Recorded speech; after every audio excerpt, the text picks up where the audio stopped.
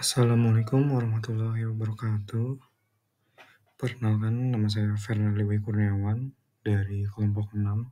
Saya mewakili Dea Rianti dan juga Eva Miranda, yang kebetulan rekan saya akan menjelaskan di materi yang lain. Pada bab 7 ini, saya akan menjelaskan terkait akuntansi untuk pensiun dan manfaat purna karya. Pada slide pertama, kita masuk ke definisi.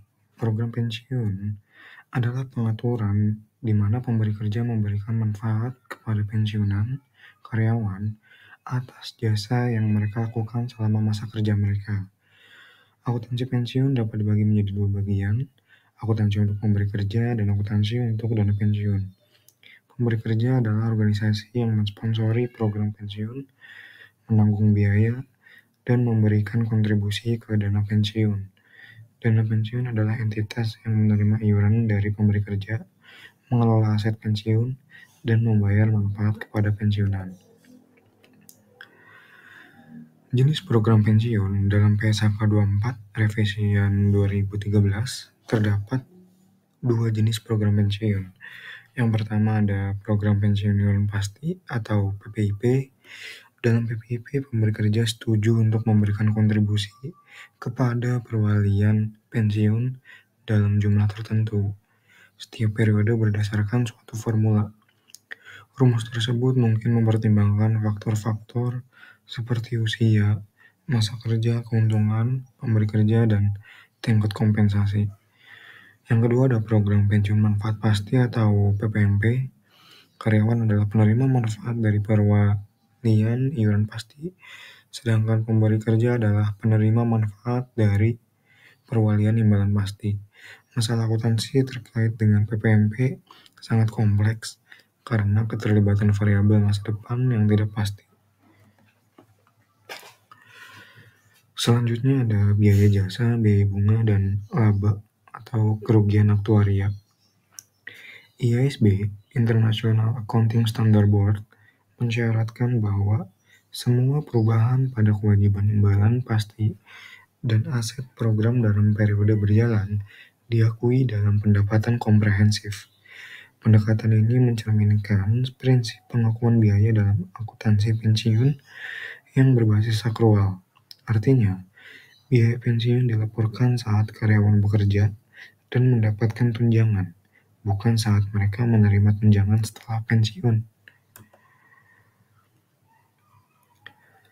3 komponen utama biaya pensiun. Yang pertama, ada biaya layanan atau service cost.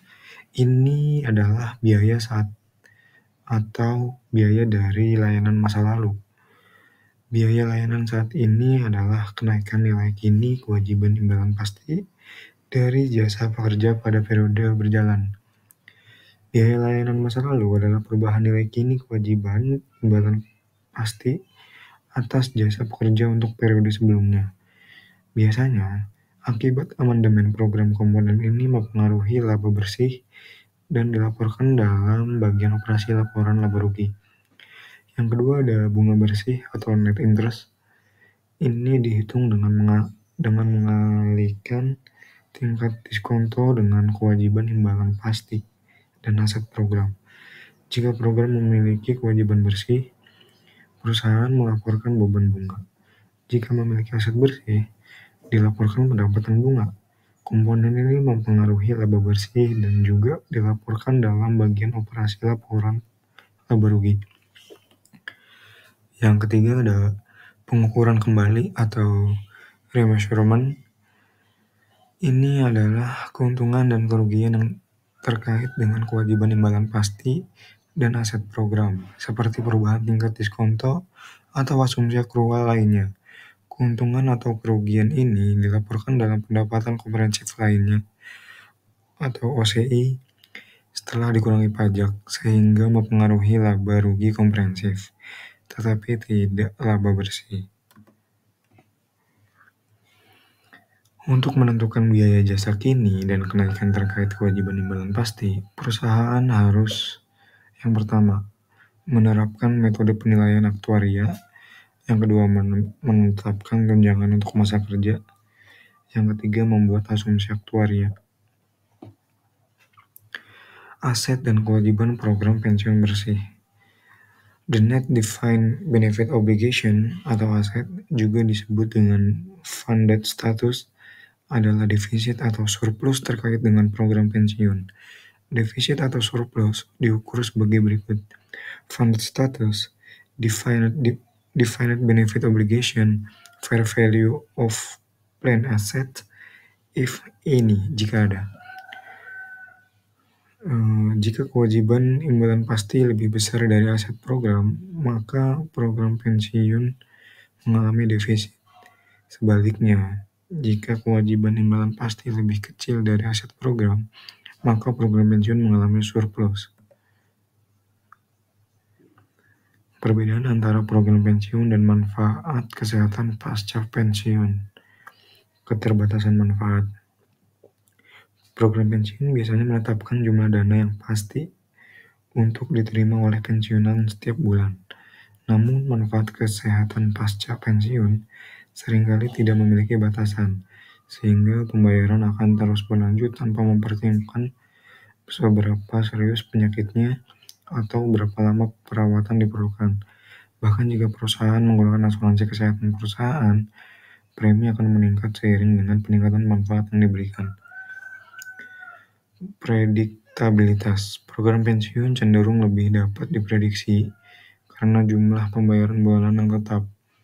Namun dalam manfaat kesehatan pasca pensiun, tingkat penggunaan dan biaya perawatan kesehatan sulit diprediksi. Faktor-faktor seperti peningkatan umur, harapan hidup, kemunculan penyakit tak terduga seperti AIDS, flu, H1N1, dan COVID-19, serta kemajuan teknologi dan obat-obatan medis baru.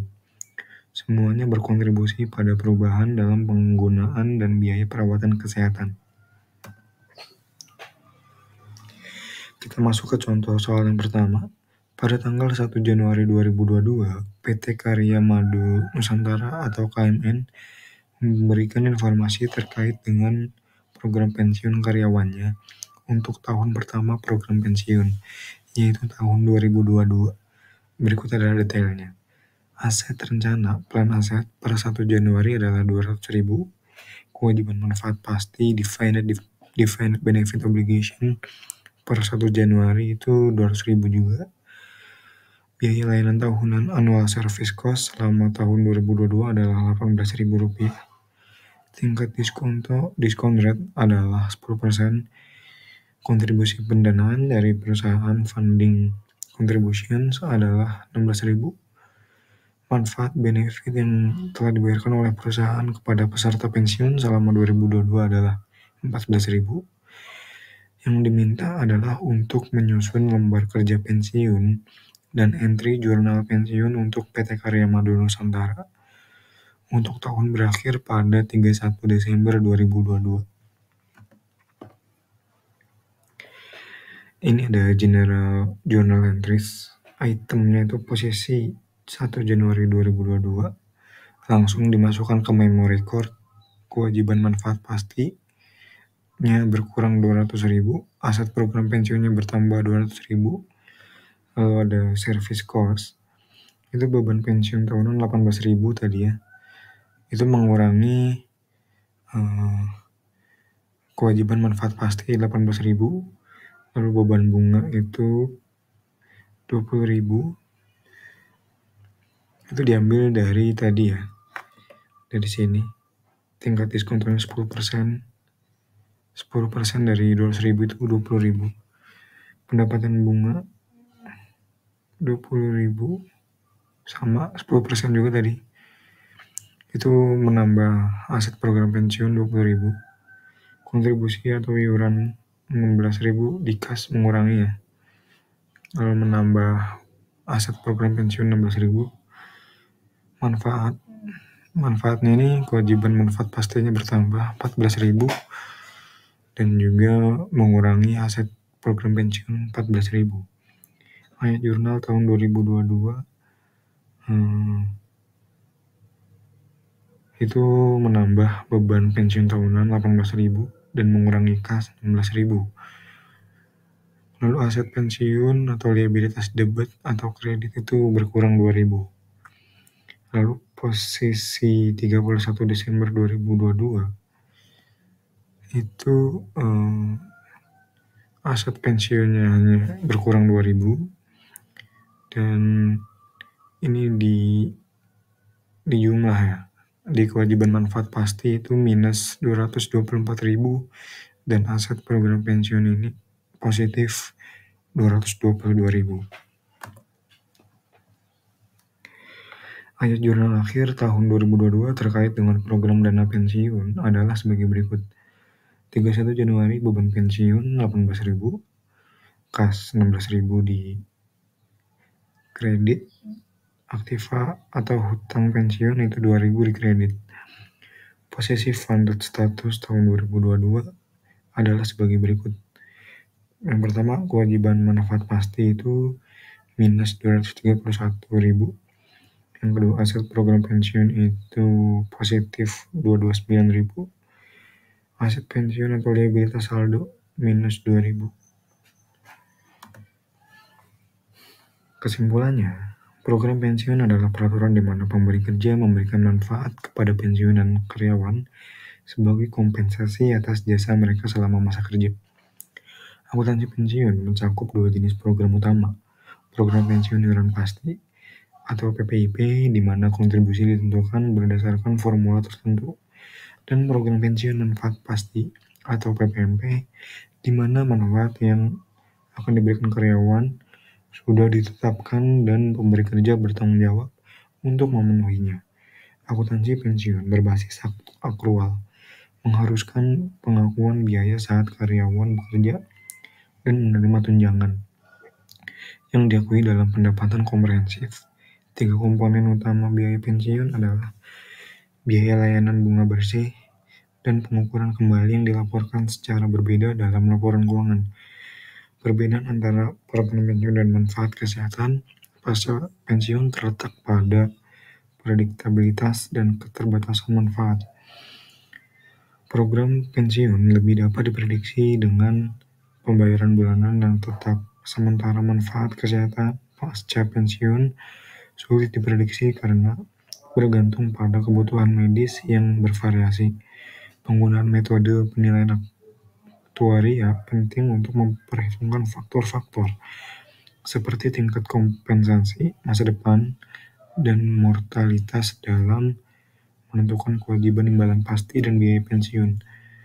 Akuntansi yang tepat dan transparan untuk kewajiban ini membantu perusahaan memberikan informasi yang akurat dan relevan bagi pengguna laporan keuangan. Kurang lebihnya mohon maaf dari saya. Wassalamualaikum warahmatullahi wabarakatuh.